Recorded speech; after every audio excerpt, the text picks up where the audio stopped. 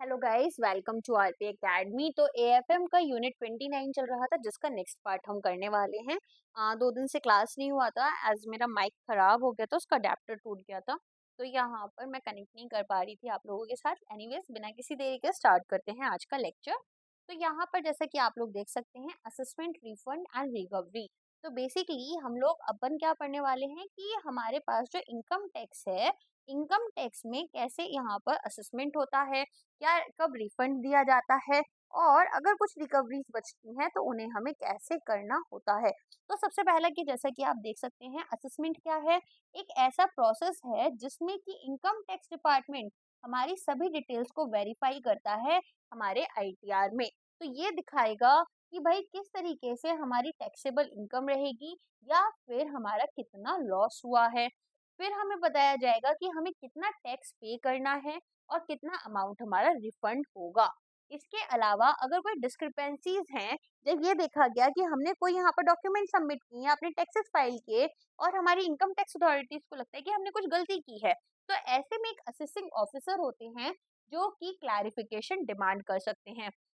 Result में आपको एक रिफंड भी मिल सकता है या फिर एक डिमांड हो सकती है कि हम उनको पैसे जो है पे करें।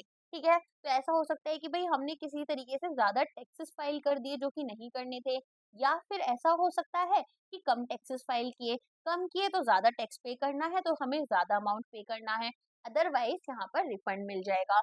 अच्छा, अब मान लो कोई डिस्प्यूट हमारा हो जाता है, तो ऐसे में डिस्प्यूट रेजोल्यूशन मैकेनिज्म भी प्रोवाइड की गई है अगर कोई डिसएग्रीमेंट देखा जाए। नेक्स्ट बहुत इंपॉर्टेंट कॉन्सेप्ट है जो कि आप अपने मॉड्यूल बी में भी देख रहे थे, और मैंने हर बार ही बोला है कि ये कॉन्सेप्ट मैं आपको बाद में समझाऊंगी। तो ये कॉन्सेप्ट क्या है? ये कॉन्सेप्ट बात करता है डेफर्ड टैक्सेस की। अब दो चीजें समझना, ठीक है। इसको आप कैसे समझोगे? एक टैक्स है जो मैं अपनी बुक्स में एज एन ऑर्गेनाइजेशन शो कर रही हूँ, एक टैक्स है जो कि मैं यहाँ पर बोल रही हूँ कि मुझे क्या है, पे करना है, और ये मुझे कौन बता रहा है? इनकम टैक्स डिपार्टमेंट बता रहा है। अब होता क्या है, जब मैंने अपनी बेसिकली मान लो अब मैंने 1 साल पहले से अपने टैक्सेस डिटरमिन करने शुरू किए, और मुझे लगा कि यहाँ पर ये पॉलिसीज, ये रेट्स जाएंगे, और अकॉर्डिंगली मैंने अपनी अकाउंटिंग बुक्स में टैक्सेस को शो करा। लेकिन होता क्या है कि यहाँ पर जो गवर्नमेंट है, गवर्नमेंट हमसे कुछ और बोल रही है। गवर्नमेंट बोल रही है कि बच्चा, आपको यहाँ पर जो टैक्सेस पे करने हैं उनमें तो आपको ये वाली पॉलिसीज लेनी है। फॉर एन एग्जाम्पल, डेप्रिसिएशन का जो मेथड है, ठीक है, मैंने तो यहाँ पर स्ट्रेट लाइन मेथड लगाया था, और हमें गवर्नमेंट ने बोला कि नहीं, आपको written down value method use करना था। या फिर ऐसा हो जाए कि मेरे को यहाँ पर लगा कि जो टैक्सेस मुझे फाइल करने हैं वो एक बार में 5 साल के लिए फाइल करने हैं। क्या करना है मुझे? एक बार में 5 साल के लिए टैक्सेस फाइल करने हैं। जबकि इनकम टैक्स अथॉरिटीज ने बोला कि नहीं, आपको हर साल यहाँ पर थोड़ा थोड़ा टैक्स फाइल करना है। तो ऐसे में क्या हुआ, मैंने 5 साल तक जो टैक्सेस मुझे पे करने थे वो एक बार में पे कर दिए, राइट। और जबकि ये मुझे कैसे करने थे, ये मुझे 5 बार करने थे। बेसिकली इसको एक एक साल में एक एक बार पे करना था। अब क्या होगा? अब आगे आप देखोगे कि यहाँ पर मेरी जो अकाउंटिंग बुक है, इसमें मैंने टैक्सेस ज्यादा पे करे होंगे। फॉर एन एग्जाम्पल, अगर 5 लाख रुपए मुझे टोटल पे करने थे, ठीक है, 5 साल में मैंने 5 लाख रुपए शो करे, जबकि टैक्स अथॉरिटीज ने मुझसे क्या बोला कि नहीं, आपको 1 लाख रुपए ही शो करना था। तो ये बन जाता है डेफर्ड टैक्स एसेट। एसेट क्यों है? जब हम कोई चीज एडवांस में पे करते हैं तो वो हमारे पास क्या बन जाती है? एसेट। अगर कोई चीज हम एडवांस में ले लेते हैं तो क्या बन जाती है हमारे लिए? लाइबिलिटी। मान लो यहाँ पर उल्टा होता कि हमें तो बोला जाता कि आपको क्या करना था, आपको 5 साल का टैक्स एक बार में पे करना था, जबकि हमने क्या किया, हमने एक साल में बेसिकली 1 साल का ही टैक्स पे किया। तो ऐसे में हमने अपनी अकाउंटिंग बुक में कम टैक्स शो करा, राइट, कम टैक्स शो करा ना हमने। तो अब हमें ज्यादा टैक्स पे करना होगा इन फ्यूचर। तो ये हमारे लिए क्या बन गई? लाइबिलिटी बन गई। और एसेट कब है? जब हमने ज्यादा पे कर दिया, एडवांस में पेमेंट कर दी। तो डेफर्ड टैक्स वो टैक्सेबल इनकम है, और हमारी अकाउंटिंग इनकम टैक्सेबल जो हमारे टैक्स लॉज बोल रहे हैं, इनकम टैक्स अथॉरिटी बोल रही है, अकाउंटिंग इनकम जो मैंने अपनी बुक्स में रिकॉर्ड की है, तो यहाँ पर डिफर होगा। तो डिफरेंस आने की वजह से परमानेंट डिफरेंसेस आ सकते हैं या फिर टेम्पररी। अब जो एग्जाम्पल मैंने आपको दिया इसमें ये डिफरेंस कब खत्म हो जाएगा, 5 साल खत्म होने के बाद खत्म हो जाएगा, है ना, दोनों ही सिचुएशन में। और परमानेंट डिफरेंस में क्या है कि एक पीरियड में आपका राइज हुआ और रिवर्स नहीं हो सकता। जैसे कोई डिसअलाउड एक्सपेंडिचर्स हैं, जिन एक्सपेंडिचर्स को हमें यहाँ पर अलाउ ही नहीं किया गया। और टाइमिंग डिफरेंस में क्या है कि हमने एक पीरियड में ही सारा टैक्स पे कर दिया या फिर एक पीरियड में एक ही पीरियड का करा था, तो इनको हम रिवर्स कर सकते हैं। रिवर्स कैसे कर सकते हैं, ये जो 5 साल में भरा था अब हर एक साल के हिसाब से कम करते हुए जाएंगे तो रिवर्स हो जाएगा, और यहाँ पर हम इसको पे करते जाएंगे, हर साल में अपना पेमेंट शो करते रहेंगे, तो ये तो रिवर्स हो गए, तो ये बन गए हमारे टाइमिंग या फिर टेम्पररी डिफरेंसेस। तो अब हमारे पास क्या डिफरेंस है, इसका क्या इफेक्ट आया, एक बनता है डेफर्ड टैक्स एसेट और एक बन सकता है लाइबिलिटी। जब हमें टैक्सेस फ्यूचर में ज्यादा पे करने हैं क्योंकि करेंट में टैक्सेबल इनकम कम है, तो ऐसी सिचुएशन में क्या हुआ, ऐसी सिचुएशन में ये बन गई लाइबिलिटी। हमें क्या करना था, टैक्सेस हमें फ्यूचर में पे करने थे, तो हमने क्या देखा था यहाँ पर कि हमें जो है ये सारे के सारे टैक्सेस फ्यूचर में पे करने हैं, लेकिन उनको हमने क्या करा, हमने यहाँ पर पहले से ही हमारी जो करेंट टैक्सेबल इनकम थी वो कम थी इस बार, लेकिन हमने उन्हें ज्यादा पे करा हुआ शो कर दिया, जबकि करने हमें इस बार में कम थे।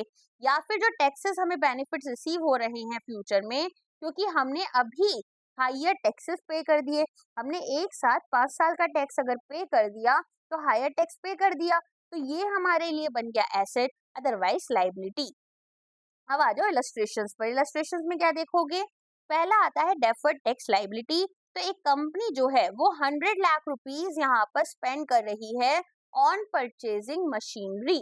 मशीन जब इनको खरीदनी थी तो क्या करा इन्होंने, 100 लाख रुपीज खर्च किए। अब टैक्स ट्रीटमेंट में 100 लाख जो है वो एक डिडक्शन की तरह दिखाया जाएगा पहले ईयर में। तो टैक्सेबल इनकम यहाँ पर हमारी कब चार्ज होगी, जब हम 100 लाख का डेप्रिसिएशन शो कर देंगे। तो डेप्रिसिएशन अगर स्ट्रेट लाइन मेथड से लगाया जाए तो 10 साल के लिए 10% के हिसाब से 10 लाख रुपए हो गए, ठीक है।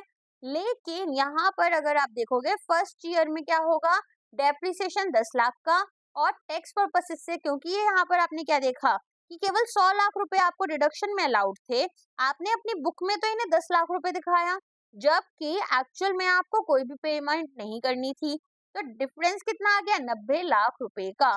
तो कॉर्पोरेट टैक्स रेट आपका 30% है, तो टैक्स अंडर पेमेंट हुई है आपकी 30% की 90 लाख रुपए पर, ठीक है। अब अगर हम बात करें प्रेजेंटेशन की तो हम इसे कैसे शो करेंगे, हमने क्या किया है यहाँ पर, हमें एक साथ में यहाँ पर 100 लाख पूरा का पूरा अमाउंट, एंटायर अमाउंट जो है वो डिडक्शन के तौर पर दिखाना था। हमने दिखाया 10 लाख का, तो हमने 90 लाख रुपए कम दिखाए। तो एक्से में अब हमने अपना यहाँ पर टाइमिंग डिफरेंसेस में क्या किया, एक लाइबिलिटी अपने ऊपर क्रिएट कर ली। तो अगर एक्चुअल करेंट टैक्स हमारा 50 लाख है और जो टोटल एक्सपेंस हमारा रिपोर्ट किया गया वो 77 लाख है, तो ऐसे में current tax 50 lakh, deferred tax liability हमारी 27 लाख की हो जाएगी। कितना हमने पे किया, 50 लाख, करना कितना था, 77 लाख। तो हमें अब बेसिकली 27 लाख रुपए की एक लाइबिलिटी बन गई जो हमें फ्यूचर में पे करनी है। तो सब्सिक्वेंट ईयर में क्या होगा, टैक्स लॉज हमें डेप्रिसिएशन अलाउ नहीं करेंगी, क्योंकि हमने पूरा का पूरा जो 100 लाख पर यहाँ पर डेप्रिसिएशन था वो क्लेम कर लिया, लेकिन जो अकाउंटिंग डेप्रिसिएशन है वो हम 10 लाख का लिख रहे थे, तो उसी को कंटिन्यू करेंगे। एक्चुअल में कोई टैक्स नहीं पे करा, एक साल में कर लिया था जो करना था, लेकिन अकाउंट्स में हमारी बुक्स में ऐसा नहीं शो करेंगे, ठीक है। आगे समझ में क्या हुआ, मतलब जो हमने किया और जो हमने अपनी बुक्स में दिखाया वो डिफरेंस अलग था, और वो हमें ओवर द टाइम सही करना पड़ेगा, क्योंकि जो पॉलिसीज हम अप्लाई कर रहे थे और जो लॉज हमारे टैक्स अथॉरिटीज ने लगाई वो अलग अलग थी, ठीक है। इसी वजह से अब डेफर्ड टैक्स लाइबिलिटी जो है वो हमारा धीरे धीरे ग्रेजुअली रिवर्स होगा। तो 1/9 यहाँ पर 27 लाख का क्या है कि 3 लाख का रिडक्शन हर साल हम करेंगे, ओके। तो जो टोटल डेप्रिसिएशन है एसेट की लाइफ में वो आपका सेम है अगर अकाउंटिंग और टैक्स रूल में, लेकिन जो टाइमिंग है डिडक्शंस की वो डिफरेंट है। यूज हम स्ट्रेट लाइन मेथड ही कर रहे हैं, बस हमने एक बार बोला कि भाई टैक्स अथॉरिटीज ने एक साथ सारा टैक्स पे करो, और जो हमने किया वो क्या किया, हमने 10 साल में ही इसको कवर किया, तो एक टाइमिंग डिफरेंस बन गया। दूसरा है deferred tax asset. Deferred tax asset में आप क्या देखोगे कि यहाँ पर आपके पास 100 लाख रुपीस का एक एक्सपेंस हुआ, एक खर्चा हुआ, जिसको हमने फर्स्ट ईयर में हमारे P&L के रिकॉर्ड किया। तो यहाँ पर डिडक्शंस इक्वली हमारे माने जाएंगे ओवर 10 इयर्स। ठीक है, तो यहाँ पर क्या हो रहा है, 100 लाख रुपीस का था, टैक्स हमें बोला गया कि हर साल 10 लाख रुपए पे करने हैं, जबकि हमने 100 लाख एक साथ यहाँ पर पे कर दिए, रिकॉर्ड कर दिया। तो अब क्या हुआ, अब इसे हर साल के हिसाब से हमारे पास में 90 लाख रुपए हमने ज्यादा दिखा दिए, है ना, एडवांस में पेमेंट ज्यादा कर दी हमने। अगर एडवांस में हमारी साइड से ज्यादा पेमेंट हो गई तो ये हमारे लिए एक एसेट बन गया। ओवर पेमेंट हो गई ना यहाँ पर, तो ओवर पेमेंट की वजह से टाइमिंग डिफरेंस के ये हमारे पास एक एक्सपेंस सॉरी एसेट बन जाएगा। आगे समझ में, प्रेजेंटेशन कैसे करनी है प्रॉफिट एंड लॉस अकाउंट की, तो एक्चुअल करंट टैक्स जो है हमारा बेस्ड ऑन टैक्स रिटर्न वो 50 लाख रुपए है। टोटल टैक्स एक्सपेंस हमारा जो है प्रॉफिट एंड लॉस में वो है 23 लाख रुपए का। तो करंट टैक्स हमारा 50 लाख हुआ और डेफर्ड टैक्स एसेट हमारे 27 लाख रुपीस हो जाते हैं। बस बेसिकली इतना याद कर लो, ये तो एग्जांपल्स आपको थोड़े टफ लग रहे होंगे। डेफर्ड टैक्स लायबिलिटी का मतलब है कि हमने अंडर पेमेंट करा है टैक्सेस का हमारी बुक्स के अकॉर्डिंग, और ओवर पेमेंट कर दिया, ज्यादा पैसा दे दिया, तो हमारे लिए एसेट बन गया। जब हमारे पास ज्यादा पैसा है, हमने किसी को दे दिया ज्यादा पैसा, वो हमें वापस करेगा वो पैसा, तो मेरे लिए एसेट है ना। तो बस इतना से इसको याद कर लो। तो फ्यूचर टैक्स पेमेंट हमारी जब हाई है due to under current payment, तो यहाँ पर हमारे पास में लाइबिलिटी, और जब हमारी फ्यूचर पेमेंट्स जो है वो कम है, हमें कम पेमेंट शो करनी है हमारी बुक्स में, तो ऐसे में हमारे लिए बन जाएगा करेंटली। अगर बात करें करेंटली हमने ओवर पेमेंट कर दी तो हमारे लिए एसेट बन जाएगा। इनको डीटीए या फिर डीटीएल भी शॉर्ट में बोला जाता है। अब आ जाओ बुक की एक्सरसाइज में। तो यहाँ पर पूछा कौन सा स्टेटमेंट आपका करेक्ट नहीं है। इनकम टैक्स जो है वो एक डायरेक्ट टैक्स है, ऑफ कोर्स यहाँ पर इनकम टैक्स एक डायरेक्ट टैक्स है। इनकम टैक्स रेट ये बोल रहे हैं सेम है इंडिविजुअल्स के लिए और कंपनीज के लिए। तो कॉर्पोरेट टैक्स के लिए अलग रेट्स थे, इंडिविजुअल्स के लिए अलग रेट्स थे, तो ये बात तो गलत हो गई। तो इन्होंने नॉट करेक्ट स्टेटमेंट पूछा, यही आंसर होगा। नेक्स्ट बोल रहे हैं इनकम टैक्स रेट जो है वो हमारी डिफरेंट होती है डोमेस्टिक एंड फॉरेन कंपनीज के लिए। तो यहाँ पर ये जो बात है ये एकदम करेक्ट है।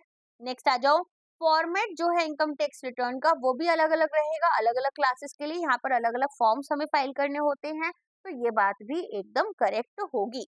नेक्स्ट बोल रहे हैं कि जो डिडक्शंस हैं हमारे डोनेशंस हम जब देते हैं सर्टेन फंड्स में, चैरिटेबल इंस्टीट्यूशंस में, तो यहाँ भी हमें डिडक्शंस मिल रहे थे, तो वो कौन से उसमें मिल रहे थे, 80G में। 80CC यहाँ पर आपका इनकरेक्ट होगा, 80D आपका इनकरेक्ट, और 80U, 80U किसके लिए था, डिसेबिलिटी के लिए था।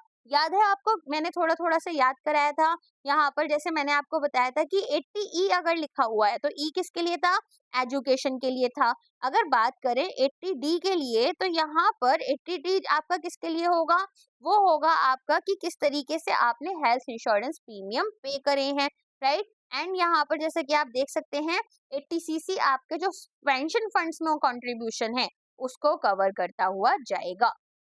नेक्स्ट आ जाओ, एक इंडिविजुअल है जिनको एक ऑप्शन दिया गया है कि उनको चूज करना है या तो एग्जिस्टिंग टैक्स रेट्स यूज कर लो या जो नए कंसेशनल टैक्स रेट्स हैं।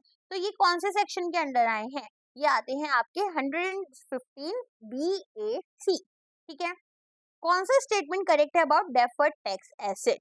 तो यहाँ पर बोल रहे हैं ये जो है इनको आप करेंट एसेट्स दिखाओगे नहीं, डेफर्ड ही इसलिए हमने बोला है क्योंकि ये नॉन करेंट है। डेफर्ड टैक्स लायबिलिटीज, डेफर्ड होता है कि हमने आगे बढ़ा दी कोई चीज, ठीक है, तो ये बोल रहे हैं इसको करेंट लायबिलिटीज बोलेंगे, ऑफ कोर्स नहीं बोलेंगे। फिर बोल रहे हैं इनको हम यहाँ पर क्लासिफाई नहीं कर सकते एज करेंट एसेट्स, जो की बात एकदम करेक्ट है। फिर बोल रहे हैं डेफर्ड टैक्स लायबिलिटीज जो हैं उनको हमें कंटिजेंट लायबिलिटी शो करना है।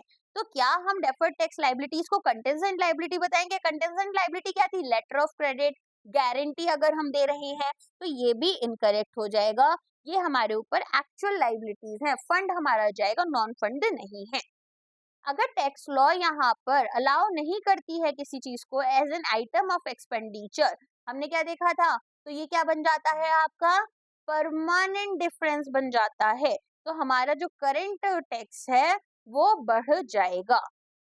ठीक है, हमें यहाँ पर अगर बोल दिया गया कि इंटरेस्ट को आप एक एक्सपेंडिचर की तरह नहीं दिखाओगे, उसको यहाँ पर आपको अपनी इनकम में ही कंप्लीटली ऐड करके चलना है, तो वो टैक्स डिडक्टेबल नहीं रहेगी, जिसकी वजह से हमारे टैक्सेस बढ़ जाएंगे। ओके, अच्छा, अब आज के लिए बस इतना ही है गाइज। एक बहुत इंपॉर्टेंट अनाउंसमेंट है आप सभी लोगों के लिए।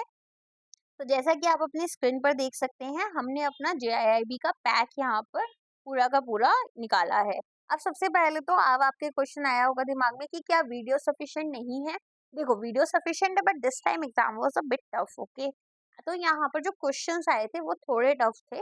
मैं यहाँ पर आपको यही बोलूंगी कि अच्छा होगा अगर आप मॉक्स लगा लेते हो। नहीं लगाना चाहते हो, ये आपकी यहाँ पर विषय, मैंने आपको सब कुछ पढ़ाया है। यहाँ पर पेड लेवल का ही कंटेंट है, फ्री में ही आपको प्रोवाइड किया गया है, लेकिन कोई भी कॉन्सेप्ट मैंने छोड़ा नहीं है। पहली चीज। दूसरी चीज, क्या क्या चीजें हम आपको प्रोवाइड करेंगे यहाँ पर, तो आपका यहाँ पर कंप्लीट सिलेबस कवरेज रहेगा। पावर्ड नोट्स होंगे जहाँ पर आपको नोट्स मिलेंगे।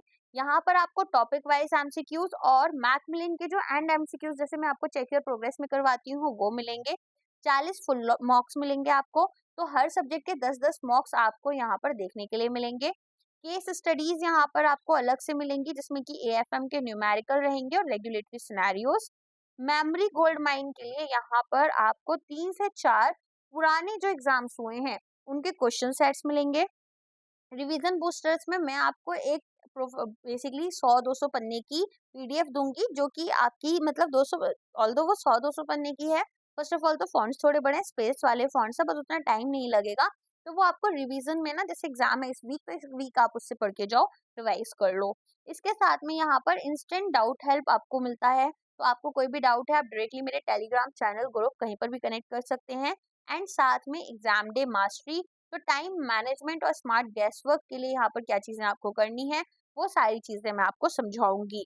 तो अगर आप चाहते हैं हमारे इस पेड कोर्स के साथ में जुड़ना, जहाँ पर हम आपको टॉपिक वाइज MCQs, साथ में मॉक टेस्ट, साथ में नोट्स, रिवीजन शीट्स, ओके, बाकी क्लासेस आपकी यूट्यूब पर ही चलेंगी, ये सारी चीजें चाहते हैं तो आप हमें ज्वाइन कर सकते हैं इस कोर्स के थ्रू। क्या करना है, RP Academy एप्लीकेशन पर आपको जाना है, या फिर वेबसाइट से आप हमसे ये कोर्स खरीद सकते हैं। प्राइस कितने का रहेगा, 1500 रुपीज रहेगा। जो लोग कोर्स नहीं खरीदना चाहते हैं, जो लोग चाहते हैं कि मैम आप सारा यूट्यूब पर ही फ्री पढ़ाओ, तो बस मुझसे PDF डिमांड मत करना। बाकी आपको मैं क्लासेस वैसे ही पढ़ाऊंगी जैसे कि अभी तक पढ़ा रही थी। चलिए, आज के लिए बस इतना ही है। अब हमारी मुलाकात होगी नेक्स्ट लेक्चर में। Thank you so much.